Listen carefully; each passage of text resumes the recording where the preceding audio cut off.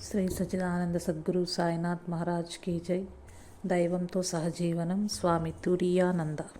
అమెరికాలో వివేకానంద స్వామి వారి ఐర్లాండ్ దేశపు శిష్యురాలైన సోదరి నివేదితతో కలిసి తురియానంద స్వామి 1899 జూన్ నెలలో ఇంగ్లాండు, అమెరికా దేశాలకు బయలుదేరారు. ఓడలో ఇంగ్లాండ్కు ప్రయాణం చేస్తూ తురియానంద స్వామి పాశ్చాత్య దేశాల ఆచార వ్యవహారాల గురించి ఏమైనా తెలపమని సోదరి నివేదితను అడిగారు. ఆమె ఒక ఉదాహరణతో ఈ విధంగా వివరించింది. ఒక కత్తి తీసుకుని దాని పదునైన భాగాన్ని తన చేతిలో పట్టుకుని దాని పిడిని తురియానంద స్వామికి అందిస్తూ, స్వామి, మీరు ఎప్పుడు ఎవరికేమి ఇచ్చినా ఇబ్బందికర భాగాన్ని మీరు ఉంచుకొని సులువైన భాగాన్ని ఇతరులకు ఇవ్వండి. ఇంగ్లాండు పర్యటన ముగిసిన తరువాత స్వాములిద్దరూ 1899 ఆగస్టు 16న అమెరికాకు బయలుదేరారు. న్యూయార్క్ చేరగానే వారు రిడ్జ్లీ మేనర్ నందున్న లెగ్గెట్ కుటుంబానికి చెందిన పల్లె ప్రాంతపు అతిథి గృహంలో కొన్ని వారాలు విశ్రాంతి తీసుకున్నారు. ఒకరోజు వివేకానంద స్వామి, సోదరా, నా దగ్గర డబ్బేమీ లేదు. నేను శాన్ ఫ్రాన్సిస్కో నగరానికి వెళ్తున్నాను. ఇక నీ పోషణ బాధ్యత నీదే అన్నారు. అప్పుడప్పుడే భారతదేశం నుంచి వచ్చిన తురియానంద స్వామికి ఇదో పెనుఘాతంలా తగిలింది. స్వామీజీ, నువ్వు ఉపన్యాసాలు ఇవ్వమని చెప్పానని భయపడిపోకు. నువ్వేది చెప్పినా అది ప్రజలకు మేలు చేస్తుంది. వారికి ఆధ్యాత్మికత అంటే ఏమిటో చూపించు అన్నారు. ఆ సమయంలో న్యూయార్క్ నగరానికి 40 మైళ్ళ దూరంలో న్యూజెర్సీ రాష్ట్రంలోని మాంట్క్లెయిర్ నందు శ్రీమతి వీలర్ గృహంలో అభేదానంద స్వామిచే వేదాంత సొసైటీ కార్యక్రమాలు నిర్వహించబడేవి. తురియానంద స్వామి తన నివాసాన్ని అక్కడకు మార్చారు. శ్రీమతి వీలర్ శారదానంద స్వామి దగ్గర అధ్యయనం చేసింది. ఆమెకు ఆధ్యాత్మికంగా కొద్దిపాటి అనుభవం కూడా ఉంది. శ్రీరామకృష్ణ శిష్యులకు ఆ ఇంటిలో ఎప్పుడైనా సరే ఆహ్వానం తప్పక లభించేది. అక్కడ స్వామికి అమెరికా దేశంలోని కుటుంబ జీవనంపై కొంత అవగాహన ఏర్పడింది. శ్రీ వీలర్ ఒక క్రైస్తవ శాస్త్రవేత్త అయినప్పటికీ వేదాంతం పట్ల సహనం చూపేవారు. స్వామి మౌంట్ క్లెయిర్లో తరగతులను ప్రారంభించారు. శని, ఆదివారాలలో అభేదానంద స్వామి న్యూయార్క్లో లేనప్పుడు అక్కడి కార్యక్రమాలను నిర్వహించేవారు. తురియానంద స్వామి నిరాడంబరమైన ధ్యానపూరిత స్వభావంచే ప్రభావితులై న్యూయార్క్ వేదాంత సొసైటీ సభ్యులంతా ఆయనను ప్రేమతో ఆదరించారు. పాశ్చాత్య దేశాలలో తురియానంద స్వామి దగ్గర అధ్యయనం నేర్పిన గురుదాస్ తర్వాతి కాలంలో స్వామి అతులానందగా పేరుగాంచారు. ఇలా వ్రాశారు. ఆయన ఎంతో ఉత్సాహంతో నిప్పులు కక్కేలా మాట్లాడేవారు. పరిసరాలన్నింటినీ మర్చిపోయి తను బోధిస్తున్న అంశంలోనే పూర్తిగా లీనమైపోయేవారు. తురియానంద స్వామి బ్రహ్మజ్ఞానాన్ని బడిసిన సన్యాసి. ఆయన మనస్సంతా పవిత్రత, వైరాగ్యాలతో నిండి ఉండేది. శిష్యులకు నిరంతరం స్ఫూర్తి కలిగించేవారు. ఒకరోజు న్యూయార్క్ నగరి వీధుల్లో వెళ్తున్నప్పుడు గురుదాసుతో బిగ్గరగా అరుస్తూ ఇలా అన్నారు: సింహంలాగా ఉండు, బోనును ఛేదించి ముక్తిని పొందు. తురియానంద స్వామి ఈ వేదాంత ప్రచార కార్యక్రమాన్ని న్యూయార్క్లో 1 సంవత్సరం పాటు కొనసాగించారు. అదే సమయంలో వివేకానంద స్వామి కాలిఫోర్నియాలో తమ బోధనను కొనసాగించారు. దైత్యోపేతమైన రాజీ లేని వేదాంత సందేశాన్ని తురియానంద స్వామి పాశ్చాత్య శ్రోతలకు తెలియజేసి వారిని నిశ్చేష్టులను చేశారు. బ్రహ్మమొక్కటే సత్యం, తక్కినదంతా అసత్యమే. జీవాత్మ సాక్షాత్తు ఆ బ్రహ్మమే. మనల్ని ఆ అజ్ఞానమనే పొరలు కప్పి ఉన్నాయి. ఈ పొరలను తెంచివేసి విముక్తులు కండి. సర్వశక్తులు మీలోనే ఇమిడి ఉన్నాయి. ఎందుకంటే మీరు ఆత్మస్వరూపులే కనుక. మీరు ఆత్మ, మీరే దివ్యత్వాన్ని ప్రస్ఫుటింప చేయండి. ఆ ఉపన్యాసం విన్న తర్వాత బిడియస్తురాలైన యువతి ఒక ఆమె స్వామితో, సాక్షాత్తు ఆత్మయే భగవంతుడు ఎలాగయ్యేది, ప్రపంచం అసత్యం ఎలాగా ఉందో తనకు అర్థం కాలేదని చెప్పింది. తురియానంద స్వామి, నాకు దీనిని గ్రహించటానికి అనేక సంవత్సరాలు పట్టింది. అయితే ఈ సత్యం ఒకసారి అనుభవంలోకి వస్తే చాలు, మన పని పూర్తయినట్లే అని జవాబు ఇచ్చారు. అప్పుడు ఆమె క్రైస్తవ మతాన్ని పొగడుతూ దాన్ని అర్థం చేసుకోవటం చాలా సులభమని అన్నది. స్వామి అంగీకరిస్తూ, అవును, వేదాంతం అంత సులభమైన సుఖమైన మతం కాదు. సత్యం ఎప్పుడూ చౌకగా దొరకదు.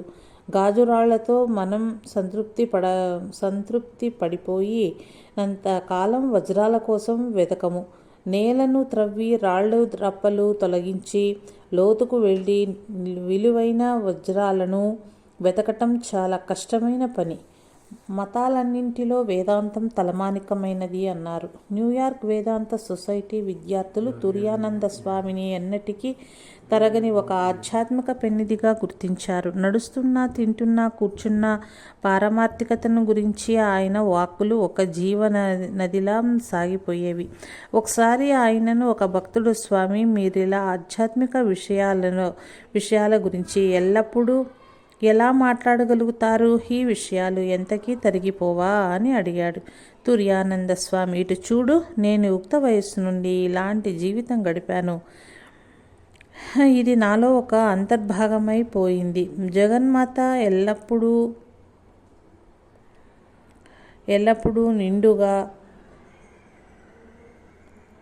ఈ సరఫరా చేస్తూనే ఉంటుంది. ఆమె భాండాగారం ఎన్నటికీ ఖాళీ కాదు. అందులో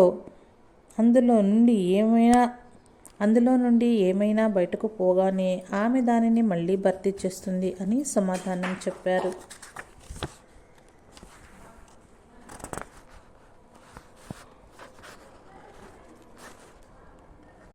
మూర్తీభవించిన వేదాంత స్వరూపము తుర్యానంద స్వామి. ఆయన దినచర్య చాలా నిక్కచ్చిగా ఉండేది.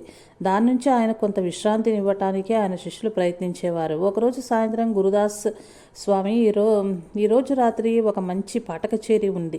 అది మీకు తప్పక నచ్చుతుంది. మీరు మా పాశ్చాత్య సంగీతం ఎప్పుడూ వినలేదు. వెళ్దాం పదండి అన్నాడు. స్వామి దానికి సమాధానంగా, నువ్వు ఆ విషయాలన్నీ ఎందుకు పట్టించుకుంటావు? ఇదివరకే అలాంటివి ఎన్నో చూశావు. మనం ఇక్కడే ఉండి ఏవైనా మంచి విషయాలు చదివి చక్కగా చర్చించుకుందాం. నువ్వు నిజంగానే జగజ్జన్ని కోరుకున్నట్లయితే ఇలాంటి వ్యర్థ కాలక్షేపాన్ని విడిచిపెట్టాలి అన్నారు. ఆయనకు కొత్త విషయాలపై ఎటువంటి ఆసక్తి ఉండేది కాదు. క్రొత్త ప్రదేశాలను చూడాలన్న కోరిక కూడా ఉండేది కాదు. ఆయన తనలో తానే ఆనందాన్ని అనుభవిస్తూ సంతుష్టులై ఉండేవారు. శిష్యుల తప్పులను ధైర్యంగా ముక్కుసూటిగా సరిదిద్దటానికి తుర్యానంద స్వామి ఎన్నడూ వెనుకాడలేదు. దీనివల్ల ఇతరులు ఆయనను కొన్నిసార్లు అపార్థం చేసుకోవటం కూడా జరిగింది. ఒకసారి సభ్యుల్లో నెలకొన్న అసంతృప్తిని గమనించి స్వామి వారితో ఇలా అన్నారు. పాశ్చాత్య దేశాల్లో జనం ఎప్పుడూ తమ తప్పులను కప్పిపుచ్చుకోవటానికి ప్రయత్నిస్తారు.